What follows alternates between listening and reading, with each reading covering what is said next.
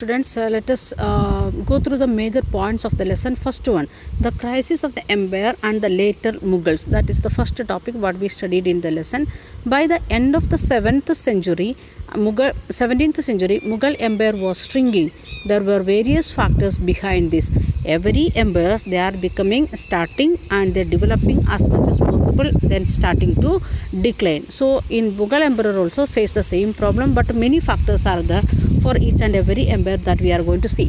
The Emperor Aurangzeb had depleted the military and financial resources of his empire by fighting a long war in the Deccan. So with the Marathas and other Deccan kings, he was fighting with them. That's why his resources or his revenue area or money financially he become very poor in that time, because he was giving food and weapons to the military. Then under his successor, the efficiency of the imperial administration broken down, and his children they was fighting for the sake of to become emperors, so that the efficiency that never considered properly. That's why what happened, the administration broken down slowly. Peasants and Zemindars rebellion in many parts of northern and western India. In the northern as well as in the western India, what happened, the Zemindars and the peasants, when they become especially in Punjab area, Haryana area, we have seen Jats or Sikhs, like that people, they started to fight against the Mughal emperor, or the revolution started there. In the midst of this economic and political crisis, the ruler of Iran, Nadir Shah, sacked and plundered the city of Delhi in 1739 and took away immense amount of wealth. Then the other country kings came here, attacked here, and they taken the wealth of the country, or the Mughal emperor in 1739. That is especially Nadir Shah that we have seen in the end of the lesson.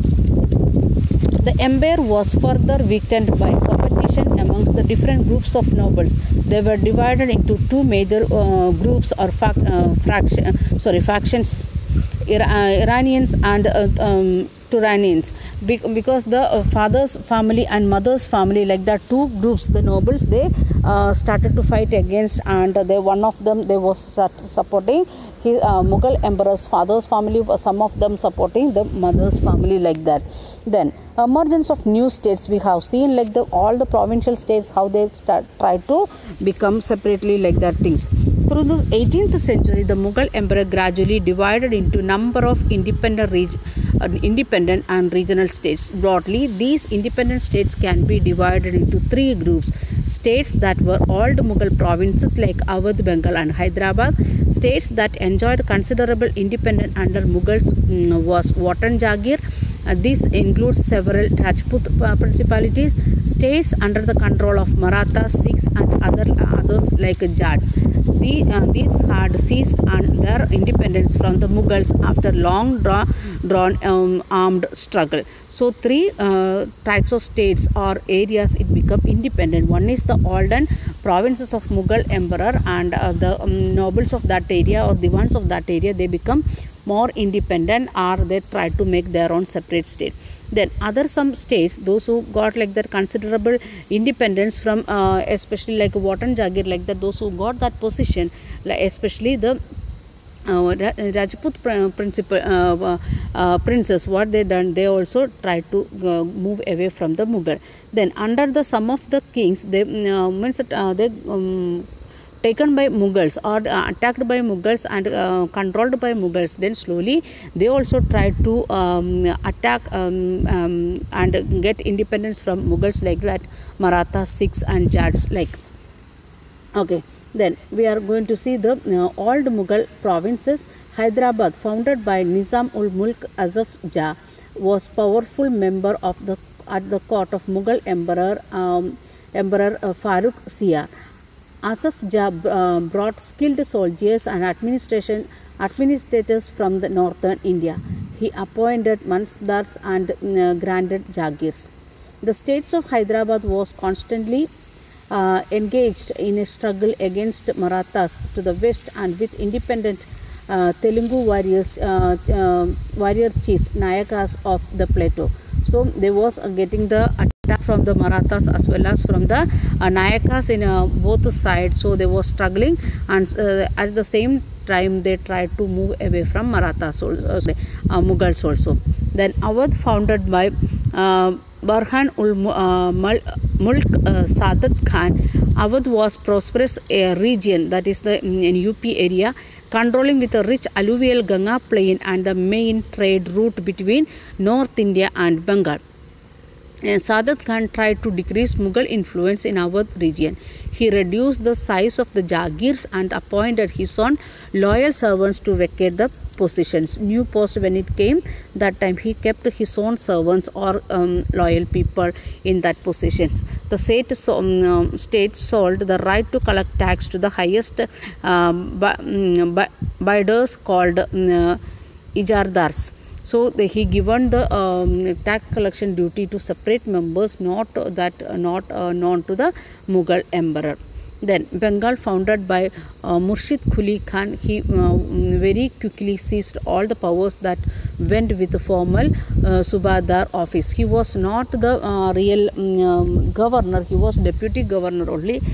Then also he got very easily got the power. He commanded the revenue administration of the state. Revenue was collected in cash with great strictness from all the zemindars. Under the rule of Alwardi Khan in 1740 to 1756, the banking house of the Jagat Seth became extremely prosperous. So we discuss about the this money lenders and banking system developed in the time of these all the three provincial states when they tried to become independent from Mughal kings.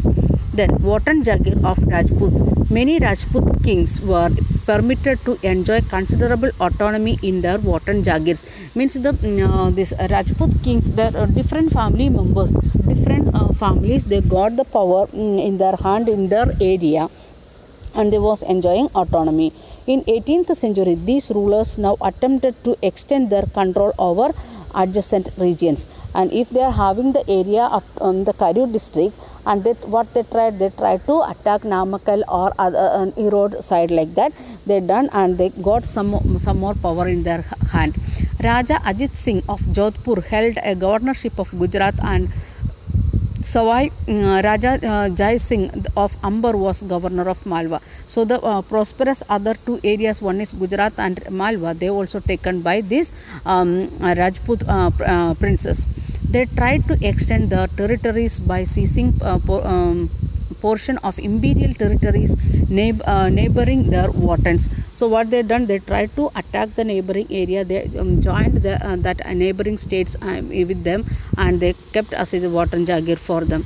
Maratha campaigns into Rajasthan from 1740s checked their further expansion. So Marathas, when they started to attack the North India or the western side, that time the Rajput kings, they was thinking like that, or they got a check post there, they can't further expand. That was the condition on that time.